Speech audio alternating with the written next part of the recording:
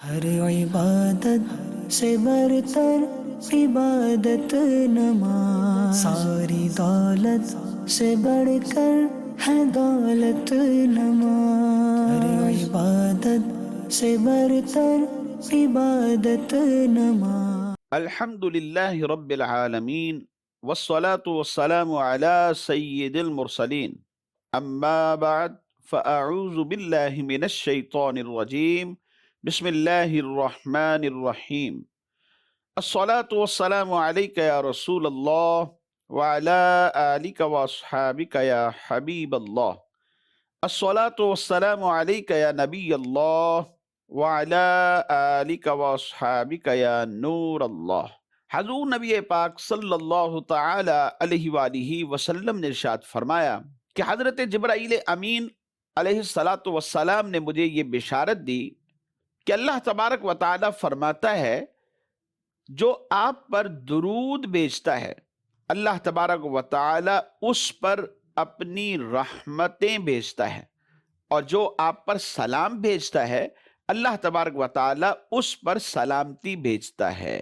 صلو علی الحبیب صلی اللہ تعالی علی محمد صلی اللہ علیہ وسلم۔ پیارے اسلامی بھائیوں، مدنی چینل کے ناظرین، ہم آج پھر اپنے سلسلے احکام نماز میں آپ کو خوش آمدید کہتے ہیں۔ بیان سننے سے پہلے اچھی اچھی نیتیں بھی فرما لیجیے کہ فرمان مصطفیٰ صلی اللہ علیہ وسلم ہے، نیت المؤمن خیر من عملہ، مومن کی نیت اس کے عمل سے بہتر ہے۔ مدنی چینل کے ناظرین، گزشتہ سلسلے میں منصب امامت کی اہمیت و فضیلت پر گفتگو ہم کر رہے تھے۔ اسی حوالے سے اسی ٹاپک کو آج کے سلسلے میں بھی ہم جاری رکھیں گے۔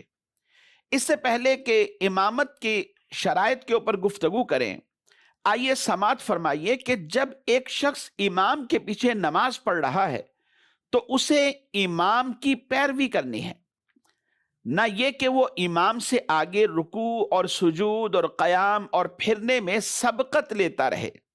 امام پہلے کرے گا اور یہ بعد میں کرے گا۔ اس حوالے سے صحیح مسلم شریف میں حضرت انس بن مالک رضی اللہ تعالی عنہ سے مروی ہے کہ ایک دن رسول اللہ صلی اللہ تعالی علیہ وآلہ وسلم نے ہمیں نماز پڑھائی۔ جب ہم نماز پڑھ کر فارغ ہو چکے تو حضور ہماری طرف متوجہ ہوئے اور فرمانے لگے کہ اے لوگو، میں تمہارا امام ہوں، رکوع، سجود، قیام اور نماز سے پھرنے میں مجھ پر سبقت نہ کیا کرو، کیونکہ میں تم کو آگے اور پیچھے سے دیکھتا ہوں۔ سبحان اللہ۔ امام مالک کی روایت انہی سے اس طرح ہے کہ فرمایا کہ جو امام سے پہلے اپنا سر اٹھاتا ہے یا جھکاتا ہے اس کی پیشانی کے بال شیطان کے ہاتھ میں ہوتے ہیں۔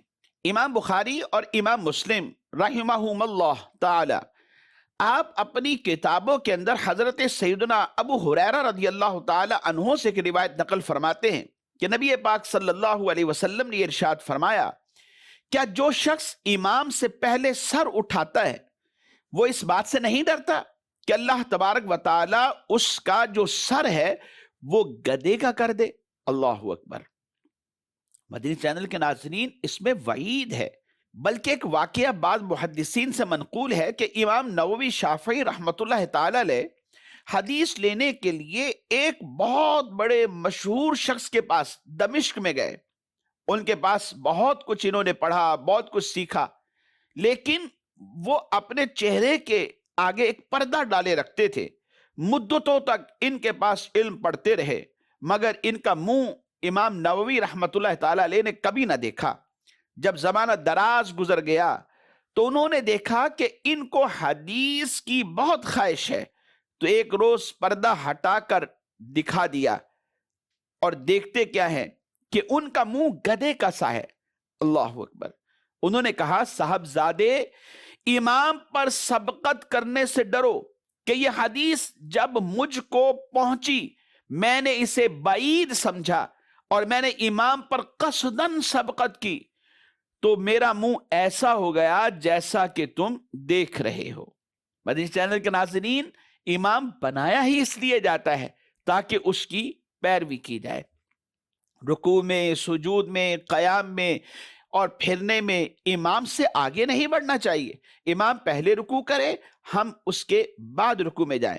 امام پہلے سجدے کی طرف بڑھے تو ہم اس کے بعد سجدے کی طرف جائیں۔ کبھی ضمناً بھول کر ایسا ہو جائے تو اس پر گرفت نہیں ہوتی، لیکن جان بوجھ کر ایسا نہیں کرنا چاہیے، بلکہ توجہ رکھنی چاہیے اور نماز پڑھتے ہوئے انتہائی توجہ کے ساتھ تمام افعال کو ادا کرنا چاہیے۔ مدنی چینل کے ناظرین، آئیے امامت کے بارے میں کچھ احکام فقہیہ میں آپ کے گوش گزار کرتا ہوں۔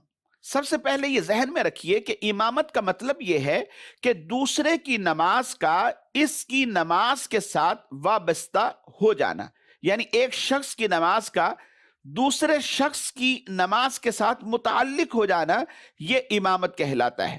اور آج کے سلسلے میں امامت صغریٰ یعنی امامت نماز کے متعلق ہم مسائل بیان کریں گے۔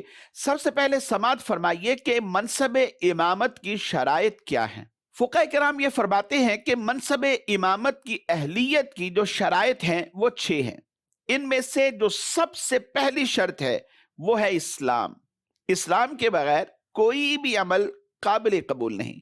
وَمَن يَبْتَغِ غَيْرَ الْإِسْلَامِ دِينًا فَلَن يُقْبَلَ مِنْهُ، کہ جب انسان کسی اور دین پر چل کر راستہ تلاش کرنے کی کوشش کرتا ہے تو اس کا کوئی بھی عمل قبول نہیں کیا جاتا۔ تو کسی بھی عمل کی قبولیت کے لیے، خواہ وہ حج ہے، وہ زکوٰۃ ہے، وہ روزہ ہے، وہ نماز ہے، وہ ماں باپ کے ساتھ بھلائی اور احسان ہے، وہ بڑوں کا ادب ہے، وہ چھوٹوں پر شفقت ہے، وہ رات کے نوافل ہیں، وہ دن کے نوافل ہے، وہ کوئی بھی نماز ہے، سب سے پہلے فرسٹ آف آل اسلام ہونا ضروری ہے۔ اسلام شرط ہے تمام احکام کی قبولیت کے لیے۔ اسی لیے واضح فرما دیا گیا کہ سب سے جو پہلی شرط ہے وہ ہے اسلام، اور اسلام کے بعد جو دوسری شرط ہے وہ ہے بالغ ہونا، کیونکہ نابالغ بالغوں کا امام نہیں ہو سکتا، اور نابالغوں کی امامت کے لیے بالغ ہونا شرط نہیں۔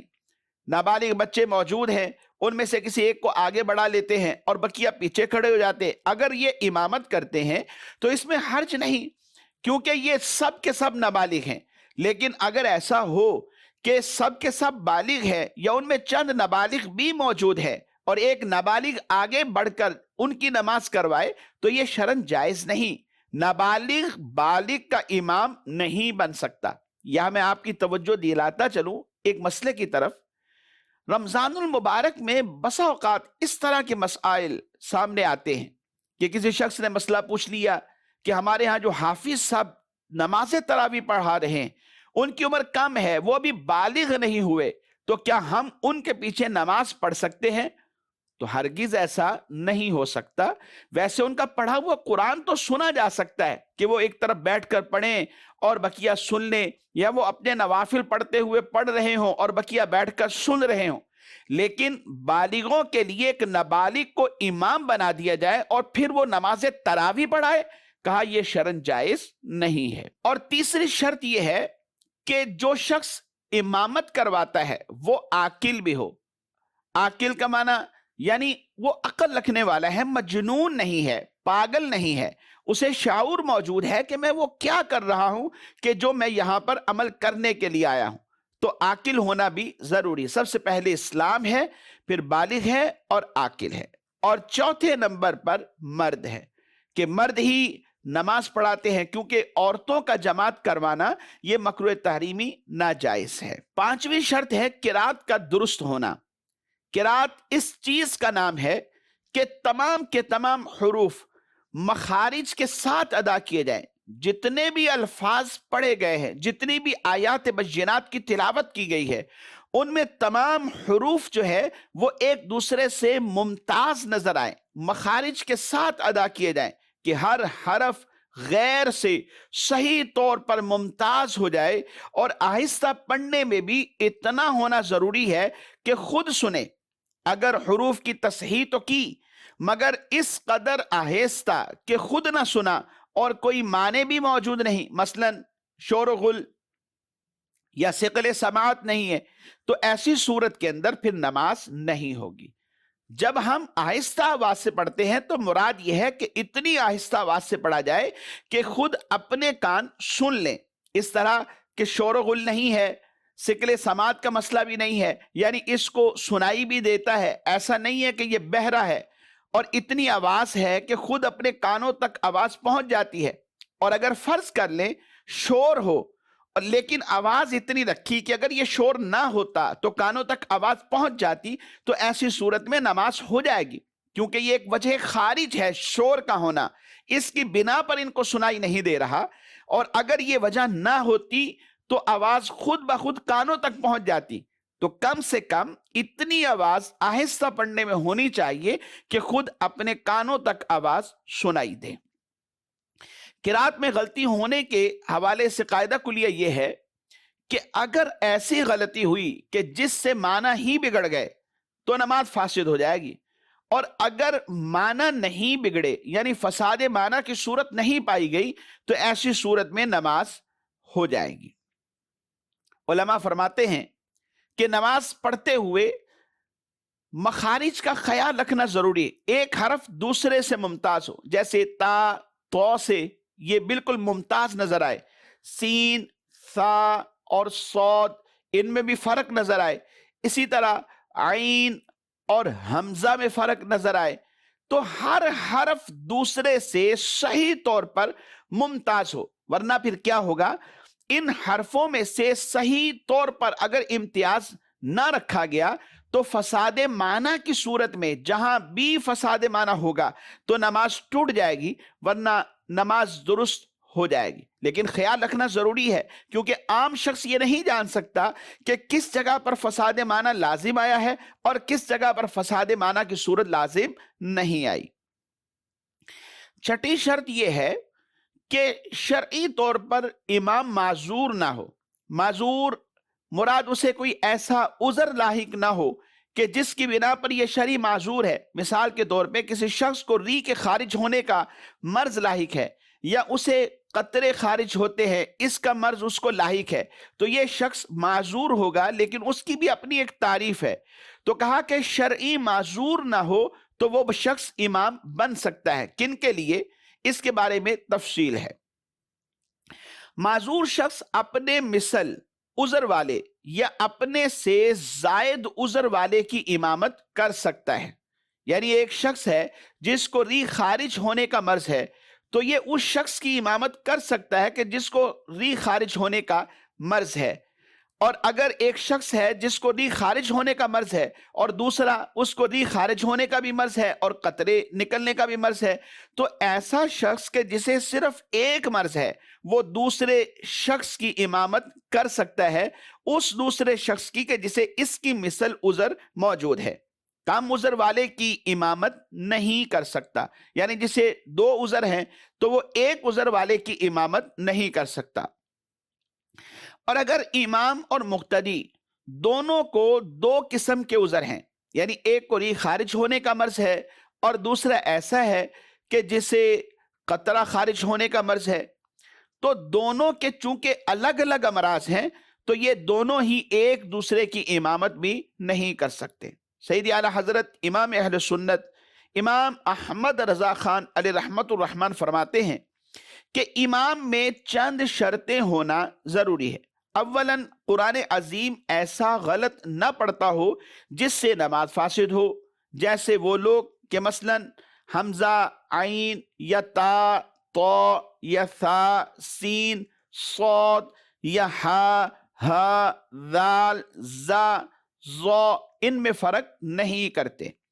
دوسرا فرمایا کہ وضو غسل طہارت صحیح طور پر رکھتا ہو، اور تیسرا صحیح العقیدہ سنی ہو، اور چوتھا فاسق نہ ہو، اسی طرح اور امور منافی امامت سے پاک ہو۔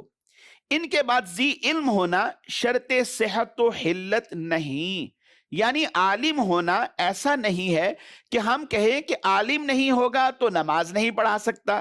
فرمایا یہ شرط صحت و حلت میں سے نہیں ہے، ہاں یہ اولویت کی شرط ہے، یعنی اولا یہ ہے کہ وہ شخص امامت کرے کہ جو عالم بھی ہو۔ اگر عالم نہیں اور شرط مذکورہ رکھتا ہے، یعنی جو تمام شرائط پیچھے بیان کی گئی ہیں وہ سب کی سب اس کے اندر موجود ہے، تو فرمایا پھر اس کے پیچھے نماز پڑھی جائے گی تو ہو جائے گی، اگرچہ کہ اولا یہی ہے کہ وہ شخص نماز پڑھائے کہ جو قاری بھی ہے، عالم بھی ہے اور تمام شرائط کا جامع ہے۔ مدنی چینل کے ناظرین، ان شرائط کے علاوہ بھی چند اوصاف ہیں، چند خصوصیات ہیں۔ مثال کے طور پہ عالم ہو، کیونکہ اب نسل کا مزاج بدل چکا ہے، لوگ کسی بھی بات سے پہلے حوالہ اور دلیل مانگتے ہیں، اور حوالہ اور دلیل کے لیے انسان کے پاس علم ہونا، نالج ہونا یہ ضروری ہے، تو اس لیے اسے چاہیے کہ چند علوم سے اپنی ذات کو آراستہ کرے۔ مثال کے طور پہ قرآن، حدیث، تفسیر، فقہ اور تاریخ کا معتد بھی علم اس کے پاس ہونا ضروری ہے، عربی زبان سے کچھ نہ کچھ معرفت رکھے، اور حالات زمانہ سے واقفیت بھی اس کے پاس ہونا یہ ضروری ہے کہ بہت سے کرنٹ ایشوز ہوتے ہیں، ابھرتے ہوئے مسائل ہوتے ہیں جو عوام الناس کے اندر آئے دن کوئی نہ کوئی نیا مسئلہ کھڑا ہوتا ہے، تو اب ان تمام مسائل کا حل اگر عالم کے پاس موجود ہوگا، امام کے پاس موجود ہوگا، تو وہ اپنے مقتدیوں کے مسائل کو حل کر سکے گا، اور اگر خود اسی کو علم نہیں ہے تو یہ صحیح طریقے سے جواب نہیں دے پائے گا۔ اور اس کے علاوہ امام صاحب کو چاہیے کہ با اخلاق ہوں، اچھی اخلاق کے مالک ہوں، کیونکہ نبی پاک صلی اللہ علیہ وسلم کے بارے میں آتا ہے کہ حضور نہ تو عادتاً بری باتیں کرتے تھے اور نہ ہی تکلفاً ایسا فرمایا کرتے تھے، اور آپ نبی پاک صلی اللہ علیہ وسلم فرماتے تھے کہ تم میں سے بہترین لوگ وہ ہیں کہ جن کے اخلاق تم میں سے اچھے ہیں۔ تو امام کا اخلاق بہت اچھا ہونا چاہیے۔ احساس سے ذمہ داری بھی ضروری ہے، تاکہ اپنی نمازوں کو احساس ذمہ داری کے ساتھ وقت پر ادا کرنے کے لیے مسجد میں پہنچے، اور نمازیوں کی جو اصلاح ہو سکتی ہے وہ بھی کرتا رہے۔ اور یہ بھی منصب امامت کا تقاضا ہے کہ امام ایک مبلغ ہو اور وہ ایک بھلائی کی طرف رہنمائی کرنے والا ہو، کیونکہ رہنمائی اگر یہ نہیں کرے گا تو پھر لوگ کدھر جائیں گے؟ اس لیے بہترین اس کا حل یہ ہے کہ درس نظامی کرے، علم حاصل کرے، مختلف کورسز کرے، اسے قرات بھی اس کی درست ہو، قرآن پڑھنا آتا ہو، تفسیر کے بارے میں علم ہو، قرآن پاک کا ترجمہ جانتا ہو، فقہ کے مسائل پر اسے عبور حاصل ہو، واقفیت ہو، ورنہ کم سے کم اتنے مسائل تو آتے ہوں کہ نماز اپنی درست طریقے سے ادا کر سکتا ہو، اور جو اس کے پیچھے نماز پڑھنے والے ہیں ان کی اصلاح بھی کر سکتا ہو۔ اس لیے مدنی چینل کے ناظرین، علم حاصل کیجئے کہ علم میں نورانیت ہے، علم میں روشنی ہے، علم سے اخلاق سنور جاتے ہیں، اور علم کے ذریعے سے ہی انسانوں کے دنیاوی اور اخروی مسائل حل ہوتے ہیں۔ مدنی چینل کے ناظرین، آئیے اس سلسلے میں ریکارڈڈ سوالات کو بھی شامل کرتے ہیں۔ میرا نام امجد علی اطاری ہے، فیصل آباد سے۔ میرا مفتی صاحب سے یہ سوال ہے کہ کیا مغرب کی نماز سے پہلے قرآن پاک پڑھ لینا چاہیے؟ جواب ارشاد فرما دیجیے۔ مغرب کی نماز سے پہلے قرآن پاک کی تلاوت کرنا بالکل جائز ہے، لیکن مغرب کی نماز سے پہلے جب مکروہ وقت شروع ہو جاتا ہے اس میں بہتر یہ ہے کہ تلاوت نہ کی جائے، اگرچہ کہ جائز تو ہے لیکن بہتر یہ ہے کہ اس مکروہ وقت میں تلاوت نہ کی جائے۔ مزید سوال چلائیے۔ محمد عمر فیصل آباد سے۔ مفتی صاحب کی بارگاہ میں سوال عرض ہے، گھر میں زوجہ کو شوہر کی اقتداء میں نماز پڑھ لینے کا کیا حکم ہے؟ جواب ارشاد فرما دیں۔ عاقل و بالغ افراد کے جو مسجد میں جانے پر قدرت بھی رکھتے ہیں، ان پر لازم ہے کہ مسجد قریب ہے تو وہاں جا کر جماعت سے نماز ادا کریں۔ ہاں، اگر جماعت کسی وجہ سے رہ گئی ہے تو گھر میں بیوی کے ساتھ اگر جماعت کر کے نماز پڑھنا چاہتے ہیں تو وہ بھی جائز ہے، لیکن اس کا طریقہ یہ ہے کہ شوہر امامت کرے، بیوی اس کی اقتداء میں دائیں طرف کھڑی ہو جائے، اس طرح کہ دونوں آپس میں ایک دوسرے کے محاذی یعنی برابر نہ ہو، بیوی پیچھے کھڑی ہو اس طرح کہ بیوی کی پنڈلی شوہر کی پنڈلی یا کسی بھی عضو کے برابر نہ آئے۔ اگر اس طرح کھڑے ہو کر نماز ادا کریں گے تو نماز ہو جائے گی۔ مزید سوال چلائیے۔ محمد اسلم اطاری۔ مفتی صاحب کی بارگاہ میں میرا سوال ہے کہ نماز جنازہ میں سورۃ فاتحہ پڑھنا جائز ہے یا ناجائز ہے؟ نماز جنازہ میں سورۃ الفاتحہ تلاوت کی نیت سے پڑھنا یہ جائز نہیں ہے، ممنوع ہے۔ کبار صحابہ کرام علیہم رضوان، جن میں حضرت عمر بن خطاب رضی اللہ تعالیٰ عنہ، حضرت مولا المسلمین مولا مشکل کشا علی المرتضیٰ شیر خدا رضی اللہ تعالیٰ عنہ، اسی طرح حضرت عبداللہ ابن عمر، حضرت ابو ہریرہ رضی اللہ تعالی عنہما، یہ سب حضرات نماز جنازہ میں سورۃ الفاتحہ کی قراءت سے انکار فرمایا کرتے تھے۔ علماء نے یہاں یوں لکھا ہے کہ اگر سورہ فاتحہ ثنا یا دعا کی نیت سے پڑھی جائے تو تب کوئی حرج نہیں، لیکن تلاوت کی نیت سے پڑھنا یہ ممنوع ہے۔ مدنی چینل کے ناظرین، ہمارے آج کے سلسلے کا وقت اختتام کو پہنچا، اجازت دیجیے، دعا گو ہیں اللہ تبارک و تعالی ہم سب کی حاضری اپنی بارگاہ میں قبول فرمائے، آمین بجاہ النبی الامین صلی اللہ علیہ وسلم۔ ہر عبادت سے برتر عبادت نماز، ساری دولت سے بڑھ کر ہے دولت نماز، ہر عبادت سے برتر عبادت نماز۔